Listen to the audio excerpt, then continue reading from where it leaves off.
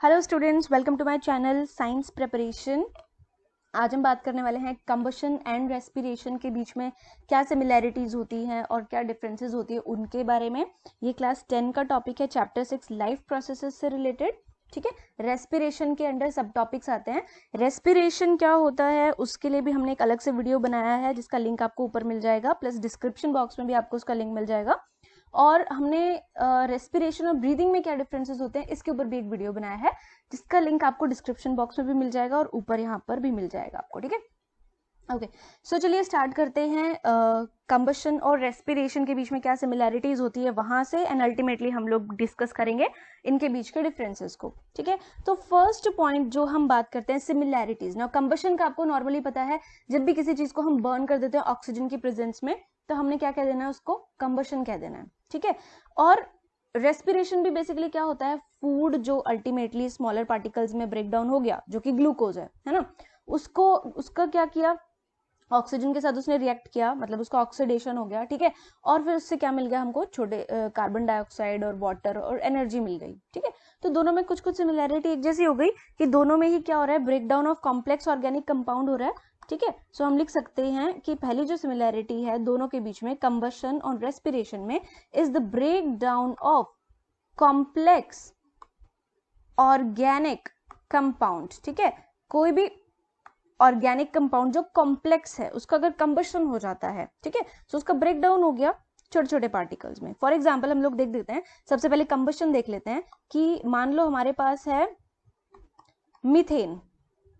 ठीक है, मीथेन जो है उसकी हमने कंबशन करा दी एयर की प्रेजेंस में, ऑक्सीजन की प्रेजेंस में, तो हमें क्या मिलता है, water, carbon dioxide and energy. Combustion exothermic process होता है, उसके अंदर भी एनर्जी रिलीज होती है। अगर हम बात कर ले रेस्पिरेशन की ना, सॉरी पहले हम बात करते हैं मीथेन। मीथेन यहाँ पे कार्बन डाइऑक्साइड की कंपैरिजन में कॉम्प्लेक्स मॉलिक्यूल है। ठीक है, अगर मीथेन नहीं लेना आपको, हायर हाइड्रोकार्बन आप ले सकते हो। फॉर एग्जाम्पल हम लोग ले लेंगे CH3 CH2 CH2 CH3। ठीक है, ये O नहीं है भैया, ये C है। ठीक है, C। ठीक है, तो ये हमारा बन गया ब्यूटेन। ओके, अब ब्यूटेन का अगर हमने कंबशन करा दिया ऑक्सीजन की प्रेजेंस में तो भी हमें सेम प्रोडक्ट्स ही मिलने वाले हैं, वाटर मिलेगा, कार्बन डाइऑक्साइड मिलेगा, ठीक है, एंड प्लस में एनर्जी मिलेगी। तो हम कह सकते हैं कि इसमें क्या हो रहा है, जो कॉम्प्लेक्स ऑर्गेनिक कंपाउंड है उसका ब्रेक डाउन हो रहा है सिंपलर वन में, कार्बन डाइऑक्साइड में, प्लस एनर्जी रिलीज हो रही है। ठीक है, अगर हम रेस्पिरेशन को देख ले उसमें भी सेम ही हाल है। ठीक है, रेस्पिरेशन में क्या होता है, आपका फूड C6H12O6 जो फूड का स्मॉलेस्ट पार्टिकल में ब्रेक डाउन हो चुका है ग्लूकोज में।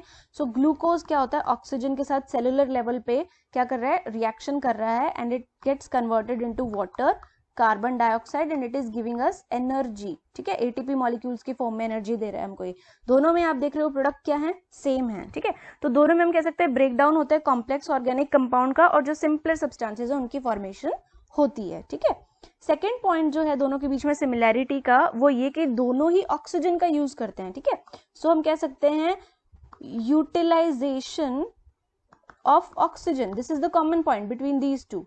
ठीक है, combustion as well as respiration both use oxygen. जैसे रिएक्शन में हमने ऊपर देख लिया कि मान लो हमारे पास ब्यूटेन है, ब्यूटेन का भी जब हम कंबशन करा रहे हैं तो हमें ऑक्सीजन चाहिए। ठीक है, और उससे क्या मिल जाएगा, कार्बन डाइऑक्साइड, वाटर, प्लस में एनर्जी। ठीक है, और सिमिलरली रेस्पिरेशन में भी हमको क्या हो रहा है, हमारे जो ग्लूकोज है बॉडी के अंदर उसका ऑक्सीजन के साथ रिएक्शन हो रहा है, और क्या मिल रहा है हमको, carbon dioxide, water plus energy. ठीक है, सेम ही बात चल रही है, तो ये दोनों के बीच में सिमिलैरिटी होगी कि दोनों ऑक्सीजन का यूज कर रहे हैं। Alright, third point of similarity जो इन दोनों के बीच में है कि दोनों के ही केस में क्या रिलीज हो रहा है, कार्बन डाइऑक्साइड। अब आप यहां पर देख रहे हो दोनों, ये रेस्पिरेशन है हमारा और ये कंबशन है, दोनों में ही जो प्रोडक्ट है क्या है, कार्बन डाइऑक्साइड। ठीक है, तो ये भी एक सिमिलैरिटी होगी दोनों में कि they both release carbon dioxide and water.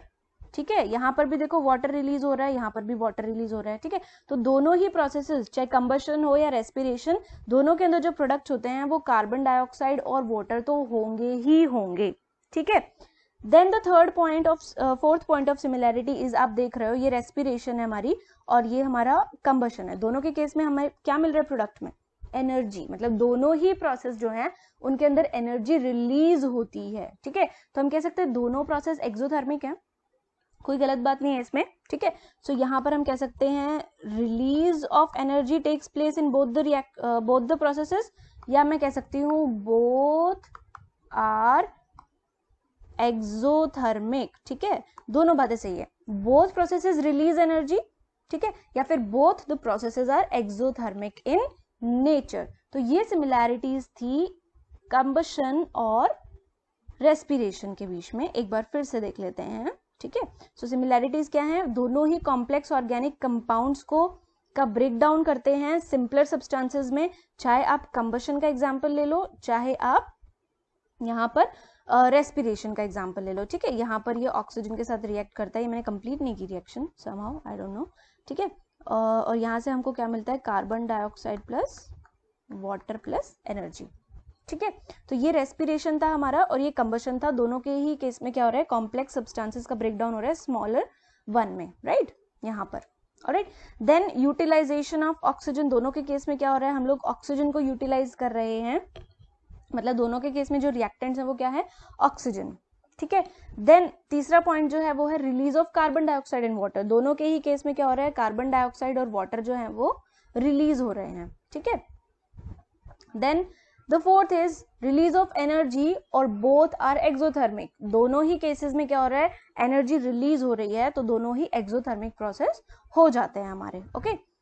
चलिए अब नेक्स्ट पढ़ लेते हैं हम लोग points of differences between respiration and combustion, ठीक है। तो हम लोग यहाँ पे डिफरेंसेस पढ़ लेते हैं, दोनों के बीच में डिफरेंसेस क्या हैं, ठीक है। तो फर्स्ट पॉइंट ऑफ डिफरेंस तो ये होता है कि कंबशन सेलुलर लेवल पे होती है या बाहर होती है, मतलब नॉन सेलुलर लेवल पे, ठीक है। ऑब्वियसली कंबशन जो होती है, यहाँ पर हम लोग डिस्कस कर लेते हैं कंबशन का, और यहाँ पर हम लोग डिस्कस कर लेते हैं रेस्पिरेशन, ठीक है। ये दोनों के बीच में लाइन लगा दी, ओके। सो कंबशन जो होता है it is a process which take place at non cellular level, ठीक है। सो ये क्या होता है, नॉन सेलुलर लेवल पे काम करता है, ठीक है। इसको सेल के अंदर जाने की या बहुत मतलब जैसे रेस्पिरेशन होता है उस तरीके से कंबशन नहीं होता है, ठीक है। लेकिन रेस्पिरेशन की जब हम बात करते हैं तो this is a cellular process, कैसा प्रोसेस है, सेलुलर प्रोसेस है, मतलब सेल के अंदर जाकर के ये प्रोसेस स्टार्ट होता है और वहीं पर जाकर के ये प्रोसेस खत्म हो जाता है, ठीक है। सो सेल के अंदर टेक प्लेस करता है बेसिकली ये वाला जो प्रोसेस है रेस्पिरेशन, इसीलिए इसको बोलते हैं सेलुलर प्रोसेस। कंबशन को सेल की जरूरत नहीं है, नॉर्मली भी हम देख रहे हैं कि सामान कोई भी अगर आप ऑर्गेनिक कंपाउंड है आपके पास, हाइड्रोकार्बन है, आप उनको पेट्रोल हो गया, डीजल हो गया, आप उनको बर्न कर रहे हो ऑक्सीजन एयर के प्रेजेंस में, उनका कंबशन हो रहा है, राइट। तो सेल के अंदर जाने की तो जरूरत नहीं है, नॉर्मली हो रही है वो चीज, ओके। सो कंबशन जो आपका नॉन सेलुलर लेवल पे होता है, रेस्पिरेशन आपका सेलुलर प्रोसेस होता है, ठीक है। या मैं कहूँगी कंबशन नॉन सेलुलर प्रोसेस है, okay. Second point of difference जो दोनों के बीच में है कि जो कंबशन होता है आपका वो केमिकल प्रोसेस होता है, कैसा प्रोसेस होता है, केमिकल प्रोसेस होता है। अब क्या, तो रेस्पिरेशन भी तो केमिकल प्रोसेस होता है, ठीक है। रेस्पिरेशन होता है बायोकेमिकल प्रोसेस, क्या कहलाता है, बायोकेमिकल प्रोसेस। दोनों के बीच में डिफरेंस क्या है, देखो केमिकल रिएक्शन तो दोनों में ही हो रही है, कंबशन में भी केमिकल रिएक्शन होगा, रेस्पिरेशन में भी केमिकल रिएक्शन होगा, ठीक है। लेकिन ये जो कंबशन हो रहा है ये किसी लिविंग बीइंग के अंदर नहीं हो रहा है, ठीक है, ये बाहर सराउंडिंग में हो रहा है, नॉन लिविंग थिंग्स का कंबशन, ठीक है। हाइड्रोकार्बन आ गया, पेट्रोल आ गया, डीजल आ गया, कोई लकड़ी हो गई, आपने उसको जला दिया, तो ये क्या हो जाएगा, कंबशन, ठीक है। लेकिन रेस्पिरेशन क्या है, बायोकेमिकल, बायोकेमिकल से मतलब होता है लिविंग बीइंग्स के अंदर होता है, जीवित प्राणियों के अंदर होगा ये, ठीक है। रेस्पिरेशन प्लांट्स के अंदर हो सकता है, एनिमल्स के अंदर हो सकता है, ह्यूमन बीइंग्स के अंदर हो सकता है, और इसमें केमिकल रिएक्शंस इन्वॉल्व होती हैं। सो ये दो वर्ड्स बायो केमिकल रिप्रेजेंट करते हैं, bio means living and chemical means chemical reaction होती है इसके अंदर, ठीक है। प्लस ये एंजाइम्स की प्रेजेंस में फैसिलिटेट होता है, मतलब एंजाइम्स इसको कैटेलाइज करते हैं, इसका रेट ऑफ रिएक्शन इंक्रीज करते हैं, अदरवाइज बहुत स्लो प्रोसेस है, बहुत स्लो, ठीक है। सो ये दोनों के बीच में डिफरेंस हो गया कि कंबशन के अंदर, कंबशन क्या है, केमिकल प्रोसेस है, जबकि रेस्पिरेशन क्या है, बायोकेमिकल प्रोसेस। बायोकेमिकल का मतलब आप समझ गए होंगे, ठीक है। Bio means living, chemical means chemical reaction is involve, ठीक है। थर्ड पॉइंट डिस्कस कर लेते हैं दोनों के बीच में जो डिफरेंस का थर्ड पॉइंट है कि कंबशन जब भी होता है तो आपका लाइट जो है वो लिबरेट होती है, ठीक है। जब आपका फ्यूल बर्निंग होती है या लकड़ी जला रहे हो, कपड़ा जला दिया आपने उठा करके, तो लाइट निकलती है उसमें से, ठीक है। तो लाइट लिबरेट होती है कंबशन के दौरान। एंड इसके अंदर एक और चीज है, टेम्परेचर इंक्रीज हो जाता है, ठीक है। कंबशन में क्या होता है, लाइट लिबरेट होती है और टेम्परेचर इंक्रीज हो जाता है, ओके।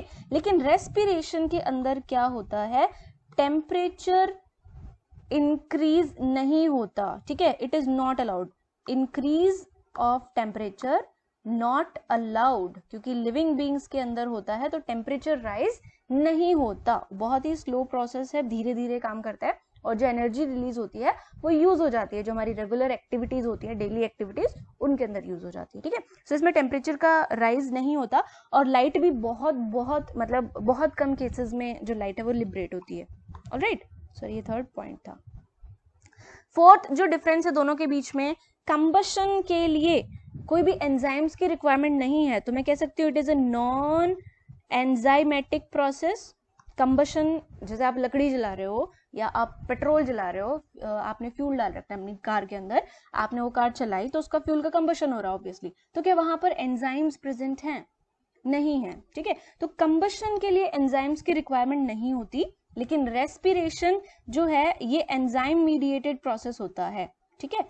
एंजाइम मीडिएटेड प्रोसेस मतलब कि इस प्रोसेस को फैसिलिटेट करने के लिए एंजाइम्स की रिक्वायरमेंट होती है, जो कि हमने पढ़ा था रेस्पिरेशन वाली जो वीडियो है हमारी, उसके अंदर हमने पढ़ा था। ब्रीदिंग रेस्पिरेशन के बीच में जो डिफरेंस है उसमें भी हमने कुछ एंजाइम्स का डिस्कशन किया था जो रेस्पिरेशन के अंदर इन्वॉल्व होते हैं, ओके। सो रेस्पिरेशन टेक प्लेस करते हैं एंजाइम्स की प्रेजेंस में, ओके। जो बायोलॉजिकल कैटलिस्ट होते हैं, प्रोटीन के बने होते हैं, रेट ऑफ रिएक्शन को इंक्रीज करते हैं। पांचवा पॉइंट ऑफ डिफरेंस अगर हम देखें रेस्पिरेशन और कंबशन के बीच में, तो क्या है कि अगर एक बार कंबशन स्टार्ट हो गया तो वो रुकता नहीं है, उसको कंट्रोल करना मुश्किल है, ठीक है। तो इसको कह सकते हैं हम अनकंट्रोल्ड प्रोसेस है, ठीक है। क्या है? अनकंट्रोल्ड प्रोसेस है। लेकिन जब हम बात करते हैं रेस्पिरेशन की, तो it can be controlled, biological process के अंडर इसको कंट्रोल किया जा सकता है, can be controlled under biological process, biological process मतलब कि एंजाइम्स के प्रेजेंस में ये फैसिलिटेट होता है। अगर एंजाइम्स की बजाय इनहिबिटर्स इंट्रोड्यूस करवा दिए जाएं, ठीक है, तो ये इनहिबिटर्स क्या करते हैं, एंजाइम के ऑपोजिट काम करते हैं। एंजाइम क्या करते हैं, किसी भी रिएक्शन को जल्दी करवाने का काम करते हैं। इनहिबिटर्स क्या करेंगे, रिएक्शन को स्लो डाउन करते करते करते करते उसको अल्टीमेटली रोक देंगे, ठीक है। तो रेस्पिरेशन एक ऐसी रिएक्शन है जिसको हम कंट्रोल कर सकते हैं अंडर बायोलॉजिकल प्रोसेस, कैसे? जो इनहिबिटर्स होते हैं उनका यूज करके, ठीक है। एंजाइम जैसे ही होते हैं इनहिबिटर्स, मतलब लिविंग बींग्स के अंदर भी होते हैं, और ये क्या करते हैं, रिएक्शन को धीरे धीरे स्लो करके और कम कर देते हैं, बंद भी कर सकते हैं, ठीक है। On the other hand combustion क्या है, अनकंट्रोल्ड प्रोसेस है। मतलब एक बार कंबशन स्टार्ट हो गया, जैसे आपने कपड़ों की आग लगा दी, तो आपको जो ऑक्सीजन है उसका अगर आपने कट कर दिया, in that case combustion stop होगा, अदरवाइज उसको कंट्रोल नहीं कर सकते, कम या ज्यादा नहीं कर सकते हो आप, ठीक है। बंद कर सकते हो, क्योंकि या तो आप फ्यूल हटा दो या तो आप एयर को रोक दो, ऑक्सीजन को रोक दो, ठीक है। दोनों के बीच में अगर आप शील्ड क्रिएट कर दो तो उस केस में कंबशन स्टॉप हो जाएगा, आप उसको कम या ज्यादा नहीं कर सकते, ठीक है ना। रेस्पिरेशन में ऐसा है कि आप उसको स्लो कर सकते हो, फास्ट कर सकते हो, ये डिपेंड करता है आपके ऊपर। ऑलराइट, सो ये कुछ पॉइंट्स ऑफ डिफरेंस थे। एक मिनट, ये कुछ पॉइंट्स ऑफ डिफरेंस थे कंबशन और रेस्पिरेशन के बीच में। एक बार फिर से देख लेते हैं। कंबशन नॉन सेलुलर प्रोसेस होता है, रेस्पिरेशन सेलुलर प्रोसेस होता है। ऑलराइट, कंबशन केमिकल प्रोसेस होता है, रेस्पिरेशन बायोकेमिकल प्रोसेस होता है, मतलब लिविंग बींग्स के अंदर होता है, एंजाइम्स की प्रेजेंस में केमिकल रिएक्शंस होती हैं, ठीक है। कंबशन के अंदर लाइट लिबरेट होती है, टेम्परेचर इंक्रीज हो जाता है ओवरऑल जो हमारा सिस्टम है उसका, लेकिन रेस्पिरेशन में लाइट बहुत कम केसेस में लिबरेट होती है एंड टेम्परेचर इंक्रीज होना अलाउड नहीं है बिल्कुल भी इस प्रोसेस में, okay. Combustion non enzymatic process है, मतलब इसको फैसिलिटेट करवाने के लिए मुझे एंजाइम की जरूरत नहीं है, या किसी को भी एंजाइम की जरूरत नहीं है, ठीक है। Oxygen and fuel are sufficient.